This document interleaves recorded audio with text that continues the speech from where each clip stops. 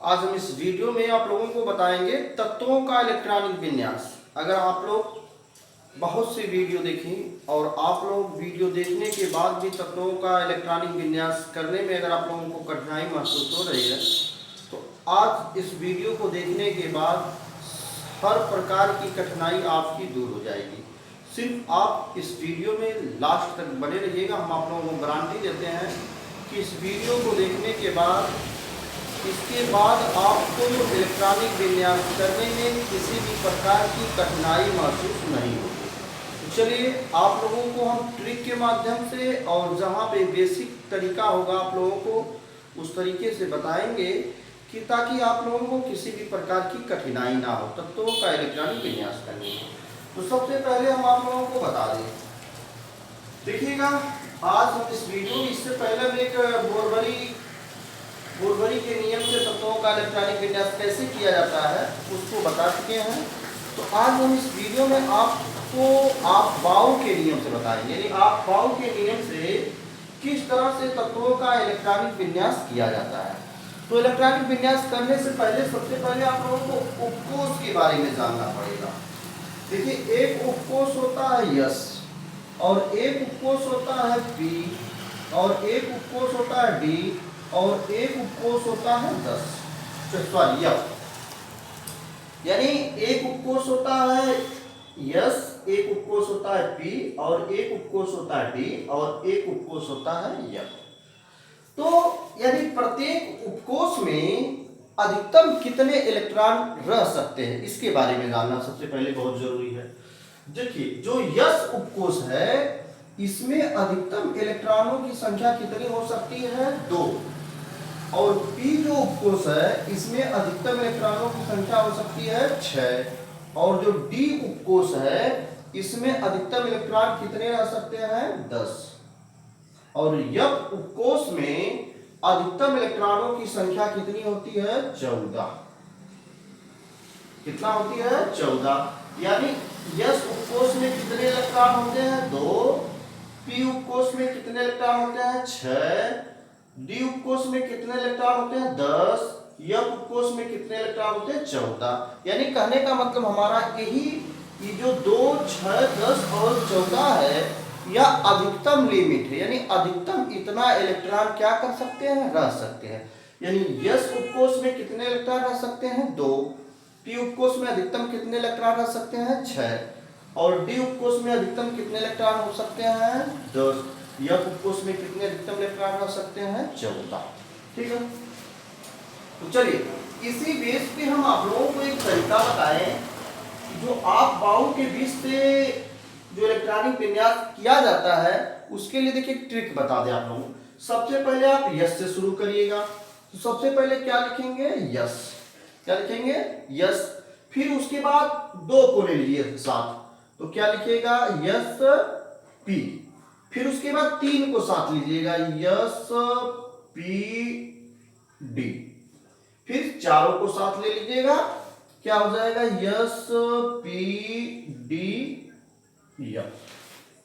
ठीक है, इसके बाद आपको कुछ करना नहीं है, इसी का उल्टा क्रम लिख देना है। क्या करना है, इसी का उल्टा क्रम लिख देना है। जैसे यहां उलट दीजिए तो ये हो जाएगा यस पी डी यफ, यानी उल्टा क्रम करेंगे तो इसको उल्टा करके लिख दीजिए। फिर इसके बाद अब किसका नंबर आएगा यस पी डी, फिर इसके बाद किसका नंबर आएगा यस पी, इसके बाद फिर किसका नंबर आ जाएगा यस का। ठीक है, हम आशा करते हैं आप अच्छी तरह से इस बात को हमारी समझ गए होंगे। चलिए एक बार हम फिर आप लोगों को बता, जैसे देखिए यस पी डी एफ होता है इसके बारे में आप लोगों को बता ही दिए। तो सबसे पहले क्या लिखेंगे यस, फिर उसके बाद 2 साथ में लेंगे यस पी, फिर तीसरी बार क्या लेंगे यस पी डी, फिर चौथी बार क्या लेंगे यस पी डी एफ, फिर उसी का क्या करेंगे उल्टा क्रम कर देंगे, यानी उल्टे क्रम में उसको लिख देंगे। इसके बाद देखिए क्या किया जाएगा, ध्यान दीजिएगा। अब आपको हम बता दें, जैसे यह यस होता है इसको 1 कर लीजिए, पहला शुरू करिए, पहली लाइन है तो क्या करेंगे 1, दूसरी लाइन है तो क्या करेंगे 2 2 हो जाएगा, क्या हो जाएगा 2 2 हो जाएगा। अब इसके बाद देखिए तीसरी लाइन है तो 3 3 कर दीजिए, 3 3 कर दीजिए। अब अगर चौथी लाइन है तो उसको 4 4 कर दीजिए, या 4 4 हो जाएगा। ठीक है। अब इसके बाद देखिएगा, अगर यह पांचवी लाइन है तो इसमें क्या करेंगे, 5 5 कर देंगे आपको। अब देखिए इसको 5 5 कर देंगे। अब देखिएगा जो छठवीं लाइन है इसको आपको क्या करना है, 6 6 कर लीजिए। अब सातवीं जो लाइन है इसमें आप क्या करेंगे, 7 7 कर देंगे। आठवीं जो लाइन है इसमें क्या कर देंगे, 8 कर देंगे। ठीक है। अब चलिए देखिए ट्रिक की क्या आवश्यकता होती है। जैसे देखिएगा बहुत से ऐसे छात्र हैं जो यहाँ तो कर लेते हैं पर बहुत कंफ्यूज हो जाते हैं। जैसे अभी हम आप लोगों को तरीका बताएं, पहले एस लिखिए, फिर एस पी लिखिए, फिर एस पी डी लिखिए, फिर एस पी डी एफ लिख दीजिए। फिर कुछ करना नहीं, उसी को उल्टे क्रम में कर देना है। तो यहाँ पे भी देखिए ट्रिक का माध्यम, जो ट्रिक हम बताएं, पहले एक को लिखिए, फिर 2 को साथ में लिखिए, फिर 3 को साथ में लिखिए, फिर चौथे को साथ में लिखिए। यानी पहले 1 लोग, फिर 2 लोग, फिर 3 लोग, फिर 4 लोगों को लेना है। इस तरह से अगर हम आप लोगों को बता दिए, फिर उसका बता दिए, उल्टा क्रम में कर लेते हैं तो उल्टा क्रम में कर लेंगे आप लोग, किसी भी प्रकार की दिक्कत नहीं आप लोग। अब चलिए ध्यान दीजिएगा, यही समझने वाली बात है। बहुत से ऐसे छात्र हैं कंफ्यूज हो जाते हैं कि कौन सा जो इलेक्ट्रॉन होता है कि यानी किसमें जाएगा, यानी सबसे पहले क्रम कैसे होना चाहिए, क्रम में कंफ्यूज हो जाते हैं। तो चलिए आपको क्रम में कंफ्यूज होने की जरूरत ही नहीं, तो हम आप लोगों को बताते हैं। जैसे देखिए 1 2 3 4 5 6 7 8। अब जरा एक बात बताइए, हमारे कितने उपकोष हैं, 1 2 3 4। यहां पे तो 8 लाइन हो गई। हमारे पास उपकोष कितने हैं, 4। कितने उपकोष हैं, 4। S P D F. यहां पे कितना हो गया, 8। तो हम यही कहते हैं आप लोगों को, क्या करिएगा, 8 को आप अगर आप लोगों को 4 भागों में डिवाइड करना होगा तो 2 2, यानी 2 2 को मिलेगा ना, 2 2, यानी 2 2 लाइन को बांट दीजिए। तो सबसे पहले आपने क्या किया था, एक उपकोष को लिया था। कितने उपकोष को लिया था, एक उपकोष को लिया था। पर जब 8 को 4 भागों में बांटे तो 2 2 आया। तो सबसे पहले इसमें आपको क्या करना है, एक एक उपकोष को आपको कितनी बार लेना है, 2 बार लेना। ध्यान दीजिएगा, यानी एक एक उपकोष को कितनी बार लेना है, 2 बार लेना है। क्योंकि आपने तो यहाँ पे 8 कर दिया, उपकोष कितने थे, 4 थे। तो यानी एक उपकोष को आपको कितनी बार लेना है, यानी जितने भी आएंगे। जैसे पहली बार आप एक उपकोष को लिखे थे तो उसको कितनी बार लेंगे, 2 बार। दूसरी बार 2 उपकोष लिखे थे पर कितनी बार लेंगे, 2 बार। चलिए एक उपकोष को आप 2 बार लिख लिए, तो दूसरी बार में आपने क्या किया था, 2 उपकोष लिखा था। क्या उपकोष लिखा था, यस पी। तो आप उसमें उसको भी कितनी बार लाइन से कर लेंगे, 2 बार। देखिए यस पी, यही दिक्कत होती है जो साथ में लेने की। जैसे अभी देखिए, अब यहां से आप जब क्रॉस मिलाते हैं तो कंफ्यूज हो जाते हैं, पर कंफ्यूज होने की जरूरत नहीं। जैसे अभी देखिए यहाँ पे मिलाएंगे तो आप सोचेंगे इस तरह से मिल जाएगा, यही आपकी गलती हो जाती है। जैसे यहाँ पे गलती देखिए, लिखने में हमारे पास तो जब हम लिखते हैं तो कोई यहाँ पे तो नाप जोक तौल तो होता नहीं कि आप एकदम सटीक लिखें, तो कभी आगे पीछे हो जाता तो कंफ्यूज हो जाते हैं। तो हमारा जो तरीका, इस तरीके को अगर आप अपनाएंगे तो किसी भी प्रकार की कठिनाई नहीं हो सकती। क्योंकि देखिए हमने बोला कि जैसे जैसे आपने लिया, 4 उपकोष होता है, कौन कौन, यस पी डी एफ। यहाँ पे आपने वही काम किया, सबसे पहले यस उपकोष लिखा, फिर दूसरी बार एस पी लिखा, फिर एस पी डी लिखा, फिर क्या किया, एस पी डी एफ लिखा। उसी को जब उलट दिया तो सब उपकोष कितनी बार हो गए, 2 2 बार हो गए। तो भाई एक को पहले कितनी बार लाइन से मिलाइए, 2 बार मिला दिए। जैसे देखिए हम 2 बार लाइन मिला दिए। फिर एसपी को कितनी बार मिला देंगे, 2, यानी 2 पहली बार में एक उपकोष लेंगे पर कितनी बार लाइन खींचेंगे, 2 बार। दूसरी बार कितना उपकोष लेंगे, 2 उपकोष लेंगे, कितनी बार मिलाएंगे, 2 बार। अब बताइए तीसरी बार हमारा नंबर आया, तीसरी बार में कितने हम उपकोष लिए थे, 3 उपकोष लिए थे। कौन कौन, यस पी डी। इस बार हमको 3 उपकोष लेना है और कितनी बार लेंगे, 2 बार। चलिए देखिए 3 उपकोष, देखिए 1 2 3, फिर इसको मिला लीजिए 1 2 3। इस बार हम कितने उपकोष को लेंगे? 4 उपकोष लेंगे। और कितनी बार लाइन खींचते हैं? 2 बार। 1 2 3 4। और देखिए 1 2 हो गया, 3 हो गया और यह हो गया 4। ठीक है, बस यही मिलाने का हमारा तरीका है। अब इसके बाद देखिएगा, जब भी कभी भी करिएगा तो हमारा नियम क्या होता है। देखिए जैसे कोई भी कार्यक्रम आप लोग देखते हैं, ऐसा जब लाइन लगती, समझिए लाइन लग गई, लाइन लगी गई है। कितनी लाइन लगी है? 1 2 3 4 5 6 7 8 लाइन लगी है। जैसे मान लीजिए आगे वाला आया और दूसरी वाली लाइन में आया, तो अगर बताइए दूसरी वाली लाइन में आएगा तो भाई दूसरी लाइन में तो वह पीछे जाएगा ना। जैसे यह वाला अगर आएगा आगे से तो नहीं ना जाएगा, जब भी आएगा तो पीछे से खड़ा होगा। जैसे कहीं भी आप लोग देखते हैं, कभी भी किसी भी कार्यक्रम के लिए लाइन लगती है तो आपको क्या करना होता है? पीछे जाना पड़ता है, यह नहीं कि आगे आके लग जाए। इसलिए देखिएगा, जब भी इसमें से जब आप जाएंगे तो यहाँ पे देखिएगा पीछे सोकर जाइएगा। क्या करेंगे? पीछे सोकर जाना पड़ेगा। यानी इसके बाद से अगर हम किस उपकोष में जाएंगे, यानी कौन सा उपकोष में जाएंगे, इस उपकोष में जाएंगे। फिर इसके बाद जब नंबर आएगा यह वाला, तो देखिए इसमें नहीं जाएंगे, फिर देखिएगा इस पीछे वाले में। हमेशा समझिए जब भी आपको जाना है पीछे से, यही क्रम है आपका, यही नियम है। आपको जब भी जाना है यही समझने वाली जो बात है। आप आगे से अगर चले जाएंगे तो आपका नियम क्या हो जाएगा? गलत हो जाएगा, और आपका प्रश्न भी क्या हो जाएगा? गलत हो जाएगा। ठीक है, यही देखिए क्रम है। जैसे अभी हम आप लोगों को इलेक्ट्रॉनिक विन्यास करके दिखा दें, जैसे ध्यान दीजिएगा। अगर हम आपको जैसे कह दिए क्लोरीन का इलेक्ट्रॉनिक विन्यास करना है, जैसे क्लोरीन का परमाणु क्रमांक होता है 17 का इलेक्ट्रॉनिक विन्यास करना है, तो ध्यान दीजिएगा आपके पास जितने इलेक्ट्रॉन, इतने इलेक्ट्रॉनों की संख्या कितनी है? 17 है। तो 17 है तो आप जानते हैं यस वाले को आप कितना इलेक्ट्रॉन देंगे? 2 इलेक्ट्रॉन देंगे, तो ये हो जाएगा 1s2। फिर इसमें इलेक्ट्रॉन आपका जाएगा, इस वाले में जाएगा, तो ये हो जाएगा 2s2। फिर देखिएगा, फिर आपका जो इलेक्ट्रॉन इस वाले में जाएगा, किस कक्षा में जाएगा? 2p वाले में जाएगा,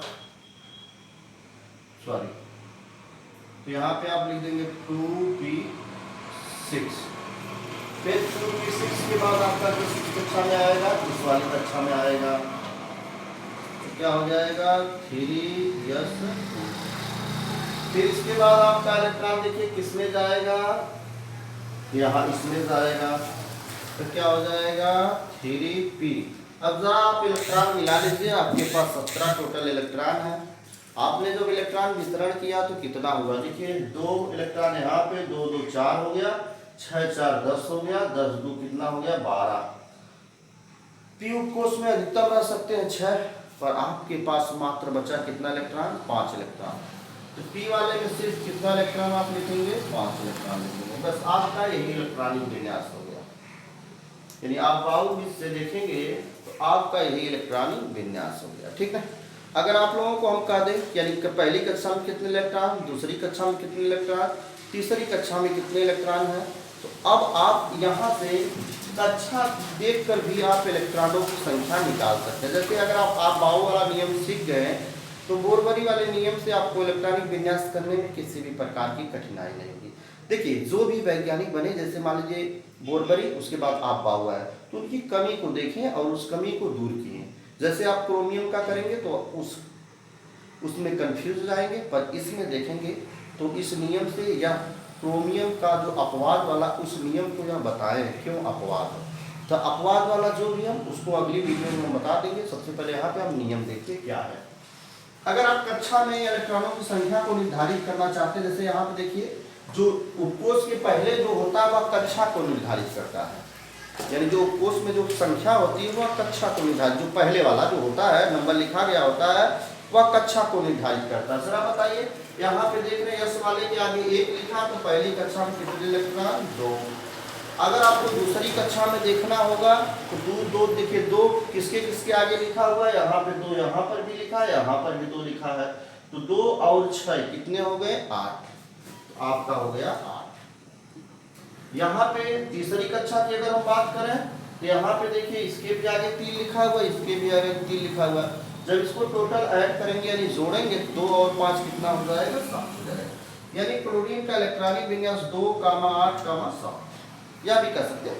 पर आपको जब आप बाउल से इलेक्ट्रॉनिक विन्यास निकाल रहे हैं तो कोई ज़रूरी नहीं, जैसे आपको ऐसी आवश्यकता है, जैसे कभी आपको परीक्षा में आ गया कि क्लोरीन का इलेक्ट्रॉनिक विन्यास कीजिए और परीक्षा में आप वाव वाला ना दे के इस तरह से दे दिया है कि कक्षा के अनुसार तो पहली कक्षा में 2, 8 ऐसे से विकल्प दे दिया है, तो आप कंफ्यूज जाएंगे, सोचेंगे हमको सीखें पर अधूरा सीखें, आप वाव वाला जो नियम सीखे हैं उसके बावजूद काम गड़बड़ हो जाए। कुछ नहीं, जैसे जैसे कक्षा है इलेक्ट्रॉनों को उसको बांट के ऐड करके जोड़ के मतलब सबको अलग अलग कर लीजिए। चलिए इसी तरह से अगर आप आपको बता दें, जैसे अभी आप क्लोरीन का देखें, किसी आगे का भी मतलब कोई एक देख लीजिए, जैसे हम आपको बता दें, चलिए बड़ा वाला करके दिखा दें, ब्रोमीन का देख लीजिए। ब्रोमीन का परमाणु क्रमांक होता है 35। ब्रोमीन का परमाणु क्रमांक कितना होता है 35। कुछ करना नहीं आपको, जैसे जैसे हम आपको वितरण किए हैं उस तरह से बांटते जाइए, बस यही ध्यान देना। तो जैसे गलती क्या होती है, बहुत से ऐसे छात्र यहाँ पे आगे से मिला देते हैं, और जो भी हम लाइन जो बताएं कि कैसे कैसे क्रम होना चाहिए वही बात ध्यान देना, और कुछ ध्यान देने की बात जरूरत नहीं है, बस वही आपको मुख्य बातें होती हैं। अगर इस बात को आप सीख लेंगे तो इलेक्ट्रॉनिक विन्यास कुछ है ही नहीं।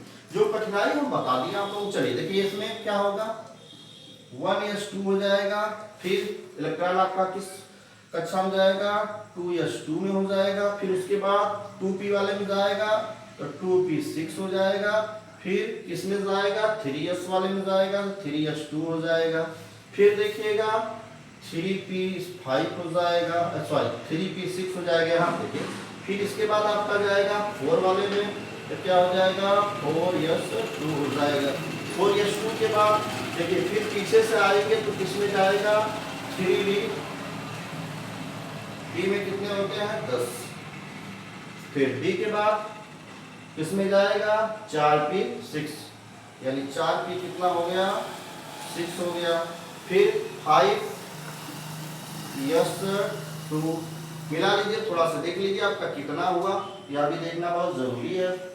2 2 4 6 4 10, 2 12, 6 18, 2 20, 10 30, देखिए आपका 35 ही चाहिए था, तो जब 35 चाहिए तो अब आप इसको अलग कर लीजिए भाई, इसको तो जरूरत ही नहीं थी, इसमें भी तो 6 हो ही नहीं पाएगा, टोटल कितना हो जाएगा 5, ठीक है। यानी जब भी आप करिएगा जोड़ते हुए चलिएगा, देखिए 2 2 4 6 4 10, 2 12, 6 18, 2 20, 10 30, 5 35, अब आपका इलेक्ट्रॉनिक विन्यास सही हो गया। अगर आप कक्षा के अनुसार लिखना चाह रहे हैं तो कोई घबराने की बात नहीं है, तो बोलिए पहली कक्षा में कितने इलेक्ट्रॉन 2, दूसरी कक्षा में कितने इलेक्ट्रॉन 2 2, जितने भी उपकोष हैं देखिए कितने किसके किसके आगे 2 लिखा हुआ है, इसके आगे 2 लिखा हुआ है, इसके आगे 2 लिखा हुआ है, इसको जोड़ लीजिए, इसमें 2 इलेक्ट्रॉन, इसमें 6 इलेक्ट्रॉन, 6 2 कितना हो जाएगा 8 हो जाएगा। तीसरे उपकोष में देखिए कितने इलेक्ट्रॉनों की संख्या, जहां जहां 3 जिस उपकोष के आगे 3 लिखा हुआ वो तीसरी कक्षा है, यहाँ पे 3 लिखा हुआ है, यहाँ पे 3 लिखा हुआ है, यहाँ पे 3 लिखा हुआ है, भाई देखिए 2 और 6 कितना हो जाएगा 8, 8 में 10 जोड़ेंगे तो कितना हो जाएगा 18 हो जाएगा। अब देखिएगा चौथी कक्षा जो है, कौन सी कक्षा चौथी कक्षा, यानी जिस उपकोष के आगे 4 लिखा हुआ चौथी कक्षा हो गई, तो बताइए इस उपकोष के आगे 4 लिखा हुआ, इस उपकोष के आगे 4 लिखा हुआ है, तो 5 और 2 कितने इलेक्ट्रॉन हो गए 7 हो गए। इस तरह से भी इलेक्ट्रॉनिक विन्यास करना चाहेंगे तो यानी 2, 8, 18, 7 हो गया।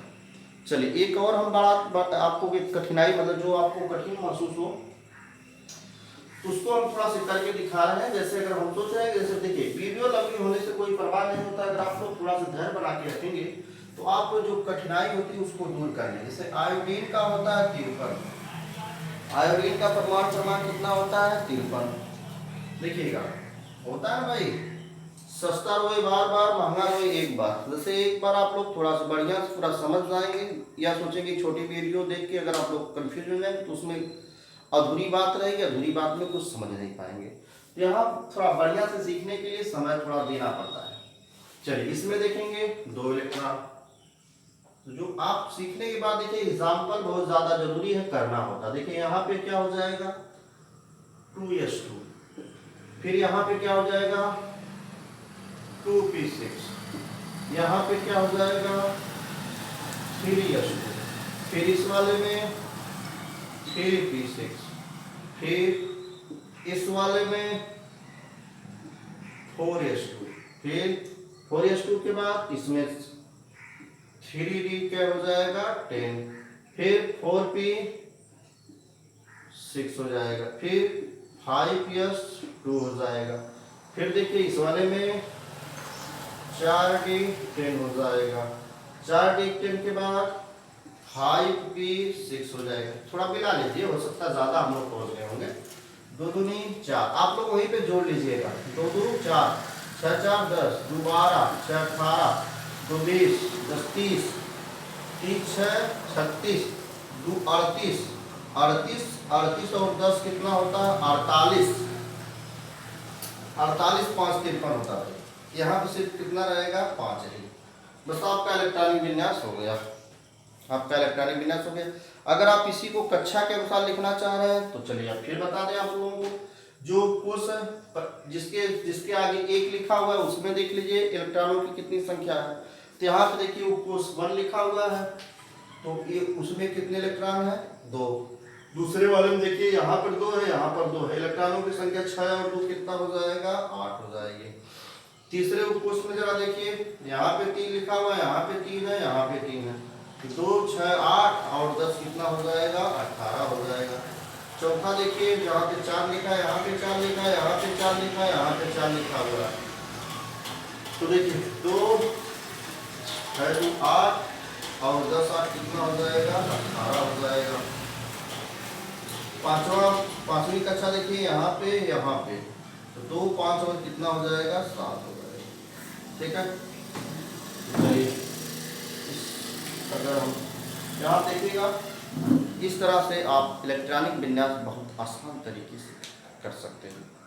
हम आशा करते हैं इस वीडियो को देखने के बाद आप और भी एग्जाम्पल करिएगा, एग्जाम्पल करके देख लीजिएगा। आप लोगों को किसी भी प्रकार की, तो मैंने बड़ा बात बता दी हम आप लोगों को, जैसे 1 से पहले 30 तक कर लीजिए, फिर उसके बाद आगे बढ़िएगा।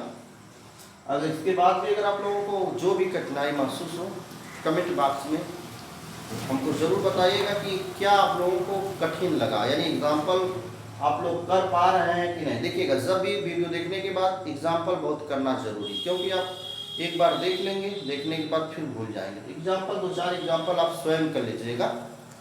तो हम आशा करते हैं कि आप इस तरह से अब आप लोगों को इलेक्ट्रॉनिक विन्यास करने में किसी भी प्रकार की कठिनाई नहीं होगी। धन्यवाद वीडियो देखने के लिए। जय हिंद, जय भारत।